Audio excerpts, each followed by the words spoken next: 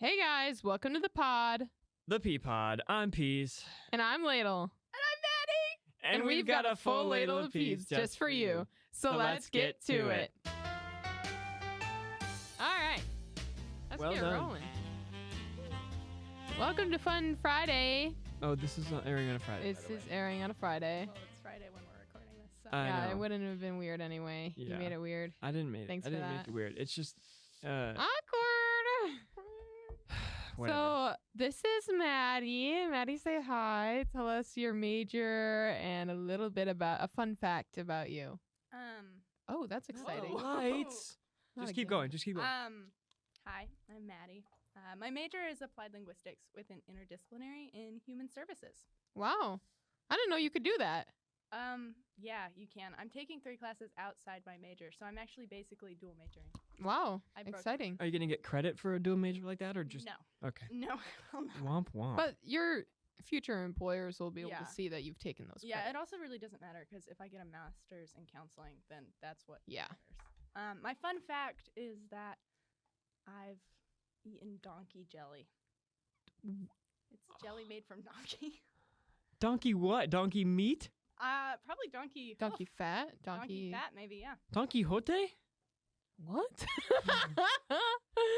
That's a crazy fun I- fact, I but don't- that's very cool. I don't know what that is. I've never. It was Yeah. not good. My parents were like, Maddie, if you eat the donkey jelly, you'll get ice cream. So I gagged as I ate it. And did you get ice cream? I did. Oh boy, did I get ice cream. She said absolutely. Wow. I would think that I thought that would be a pastry of itself or a dessert of itself. No, it's like this Donkey gray jelly? that's like has no flavor and it's Ew. just sitting there on a plate Jelly. wobbling. What is it for? I'm thinking Jello. Oh, That's why. Oh, anyway, I don't know. Maddie is another friend of mine from the famed Houghton 6 West. So more ladies from Houghton 6 to come, but she's also a friend of Peas, Thank you. if you must. I must. Yeah, we are. We're friends. Yeah. Yeah. It's whatever. But we brought Maddie on today for her specialty, which is the Chronicles of Narnia. Apparently. Oh, I didn't know that was a specialty of yours until yesterday. oh, Yeah. oh boy, is it. I grew up listening to the audiobooks on loop, Yeah. Which audiobooks? the dramatized versions. That's what he listens to. Are you serious? He has them on CD in his car. Yes, that's how I know this story is from those CDs. Are you serious? Like the Focus on the Family Radio Theater. Yeah. Wow. Wow. I took the C.S. Lewis class, so I want to take that. I want to take it's Monster so Lit good. and the C.S. Lewis one. The C.S. Lewis one is worth it for sure. Okay. Prof. Snyder is amazing. But anyway, that's I cool. can't even I can't- believe that. Yeah. It's so exciting. When I read, sometimes, okay, I'll be real. When I read the Bible, sometimes I read Jesus' voice as Aslan's Aslan, voice. yeah. Yes, because I know what it's like so much in my head. You know, C.S. Lewis, he once got a letter from a mom, and she was like, my son doesn't know how to pray to Jesus, but he prays to Aslan. Like, is that heretical? And he was like, well, Aslan is Jesus, so it's okay. Like, oh my gosh. That's crazy. That's a Wow. fine line to walk. I mean, yeah. I mean, at some Like point you're 6 gonna have to. years old. At some point you're gonna have to grow Right. out of that. You can't always be praying to a fictional Why? character. But still, Yeah. I'm just floored right now. I've literally never met a single other person that knew what that Really? is. Yeah. Oh my gosh, I love them. Do you have a favorite book? Favorite book? Sorry. That's the that- theme song. The theme music. And it like You just swells. reset Maddie. I feel like this is like- This is yeah, like, it's this awesome. is like healing my soul from some, I don't know, from just all my trauma. I don't Wow. Wow. I don't. Have you think seen I've that scene in Step Brothers where it's like, did we just become best friends? I feel like that's what I just witnessed in real time. It's amazing. It is. I'm We so have, happy. Like, a deep childhood bond now. Yeah. Wow. This is incredible. Except I still listen to it today. I Yeah. have an MP3 player and I listen to it all the time. We're gonna have to have a listening party now. You're gonna have to be there Yeah. because you Oh, I'm the refuse to event listen to all of them. coordinator, so Yeah. okay. Fair. I'll We have a coordinate the event. Brosis listen party. Oh My- God. We just sit there and drink tea and listen to the thing. And we, yeah. tea. It's British. Yeah. We gotta drink tea. With with Turkish Delight. Delight. Okay, my favorite book. Okay. I really have one that I'm really hoping you'll say. The Voyage of the Dawn Treader. Wait, I haven't even started. No, continue. The Voyage of the Dawn Treader is the most fun book to read, I'll say. It's so, like, it's like swashbuckling. I think it's in terms of chronological, like how long that adventure lasts, it's the longest. Oh, really? Because they're Yeah. at sea for a long time. Yeah. Like I read the different islands and stuff that they do, and it's like I always feel like one island is a whole book by itself. Honestly, yeah. But oh my gosh, yeah. It's so good. It's so good. And then the movies completely destroyed it. yeah. I'm so angry about that. Yeah, that's why when our RA has been having like movie watch nights I haven't been watching them because first of all, they butchered Prince Caspian, might I add. Yeah, the first one is fine. Like Lion Witch in the Wardrobe, it's fine. They have her palace on a lake for some reason. There are no lakes in Narnia. Mm-hmm. Yeah.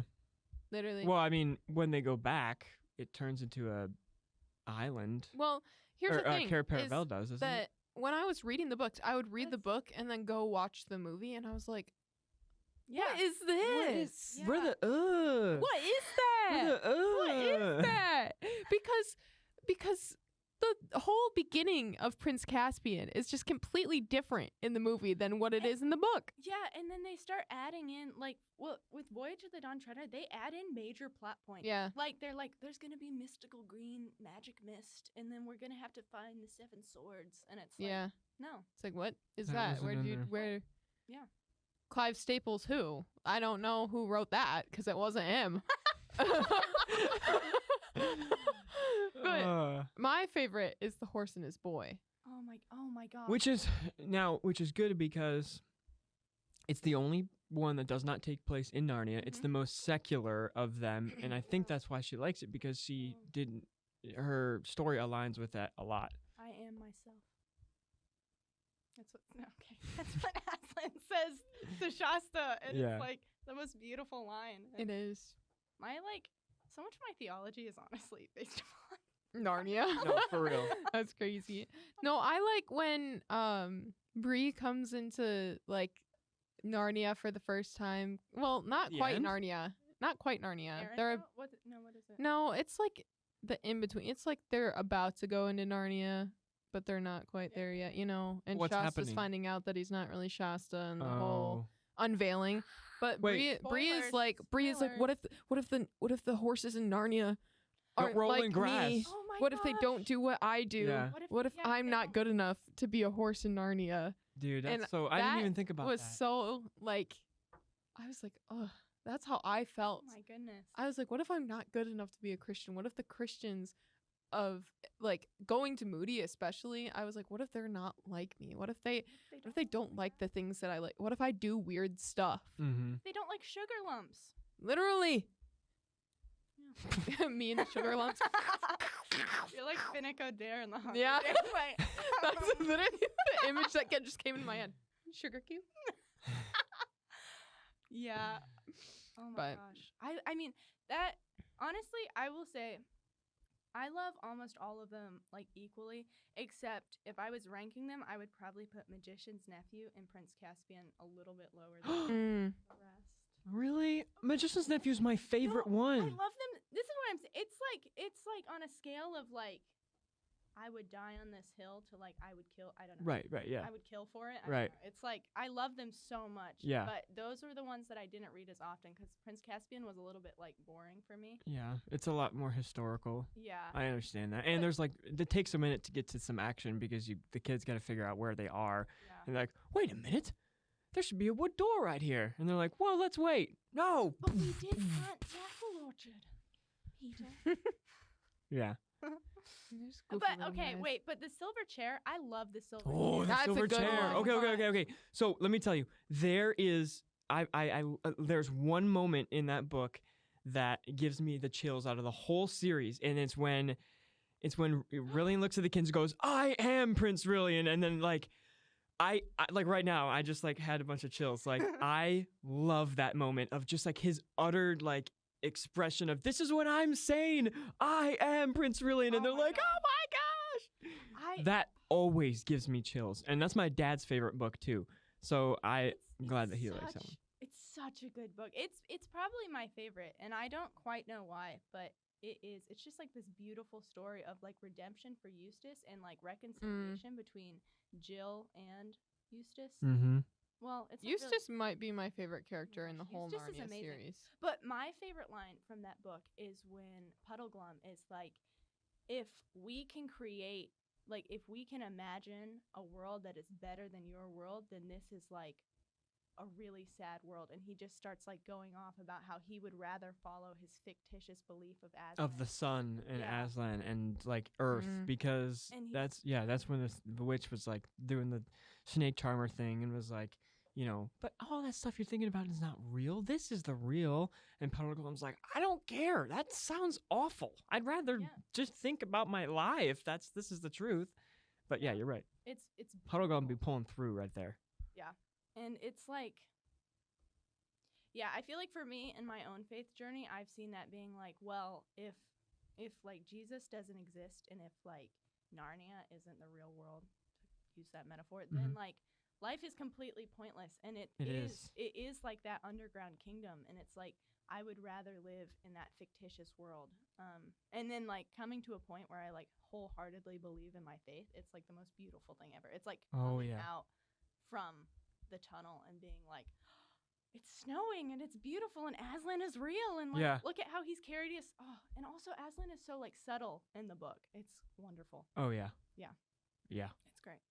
It reminds me of that concept reminds me of a scene in The Case for Christ, the movie, when Lee is sitting in the tribune alone, and he's just like at the wit's end, and he's like, I just don't understand. You're Christians and you're God. You just say, you wave everything away with just have faith, and you just ignore the facts, and it's just all ridiculous. And then this is when his friend, who is the writer friend, helps him and says kind of just like unloads on him. And he's like, listen, stop blaming me and the church and God and do your job. Write the facts, write the story, look at the facts, figure out what the truth is, and then just make your decision, because you can't sit around thinking that this is the problem. Or that we're the problem, because it's you who needs to make the decision. And there was one scene in there where he actually quotes C.S. Lewis, and he says, one of my heroes, C.S. Lewis, says that if Christianity is false, it's of zero importance. But if Christianity is true, and if Jesus died on the cross, then there is nothing more important in the entire universe. And that concept of, well, if this is the real world, I would certainly rather just believe the lie at this point, because there's nothing, it's the same feeling I get when I hear motivational speeches, or I hear something that is supposed to be like weddings. Thinking of a secular wedding, what you would say at a secular wedding, and what, would be, it just seems so empty. What is the point, of motivational speeches, of weddings? Like, there's no, I don't know. It just seems so hopeless. I can't understand how people live like that. Yeah. And thinking about like, oh, I do things and I have like morality because it's what seems right to me. And it's like, you don't have anything else driving you behind that. Like, it's so beautiful to have like this ultimate hope and like a reason for why you do things. You're not just aimlessly wandering through the universe, like having no future hope. You like a reason that you're here, and like you have a God that loves you and sees you, and you're like, it's just incredible. Oh, yay, Christianity. For real. My second favorite book is The Last Battle. Oh my gosh, I love The Last Battle so much. Because there's so much depth of it. Puzzle. Poor Puzzle.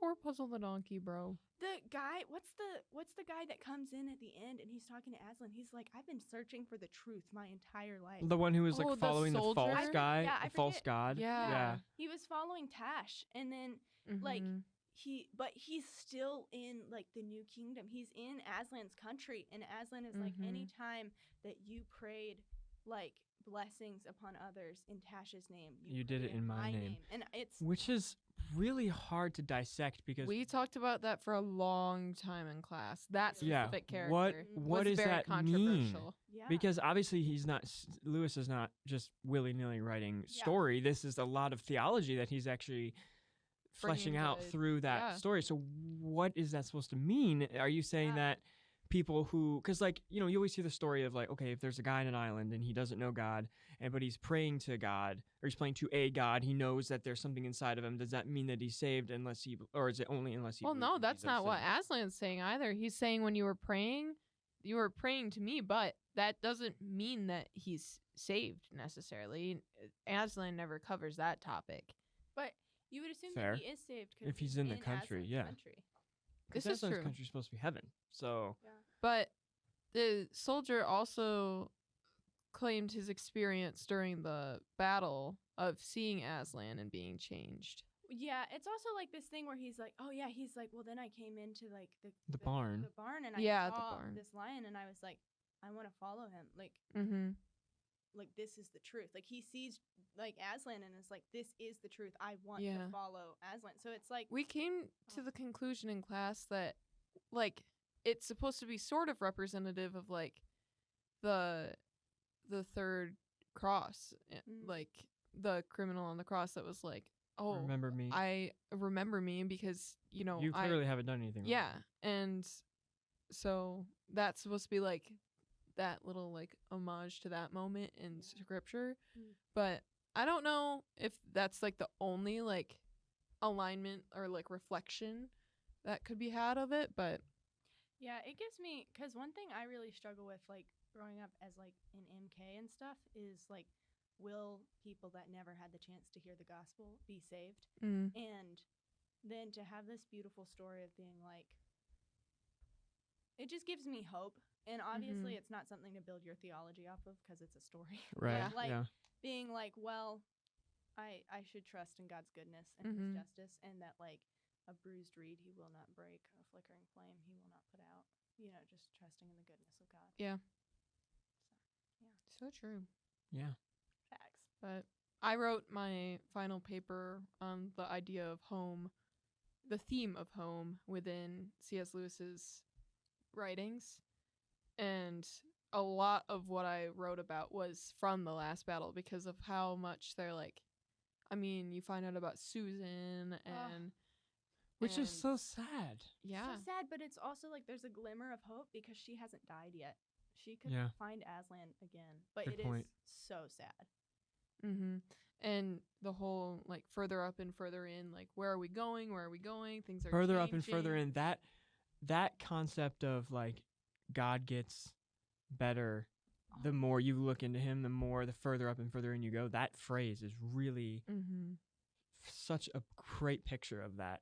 And I think of that often. Yeah, one of the last paragraphs of the story is like, in this life, in the life like that they were living, or yeah, it was like their life in Narnia and their life in the real world or whatever. It was just the cover and the title page. Yeah. Now Mhm. we're getting to Begin the to real the story, where each chapter 1. is, Yeah. like, better than the next. last. And so on my graduation cap, I put like I like decorated it, but the main thing that it said was and onto the title page, being like this, like the first 18 years of my life are just like the cover, but like now I'm onto the title page, and then once I die, it'll be like the real story begins.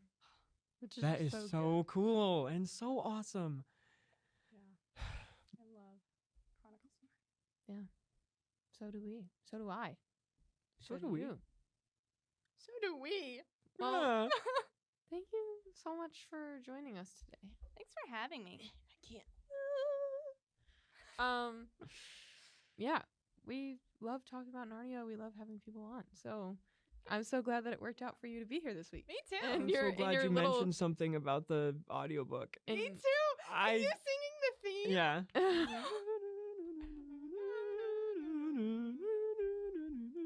Anyway, couple of nerds over here. no, we're gonna have to talk about this later because it's We could have like an hour and a half, 2 hour long podcast just talking about the Chronicles of Narnia. we could just Mhm. listen to it. So We true. could. We need We to could do listen a to it. commentary on it. Commentary on Like, That Lord. would actually be kind of Like sick, we're like listening to it and then we like dim it down and we talk over it. like and a we're voiceover gosh. commentary. Yeah. Well, they're talking about commentary, so I'm We gonna should definitely put a do pin that. in things. So, thank you guys so much for joining us this week. We've really enjoyed talking about Narnia and our scripture this week and the music this week. So be sure to watch all 3 of them, and we'll see you guys next week for another heaping healthy ladle of peas. Bye, guys.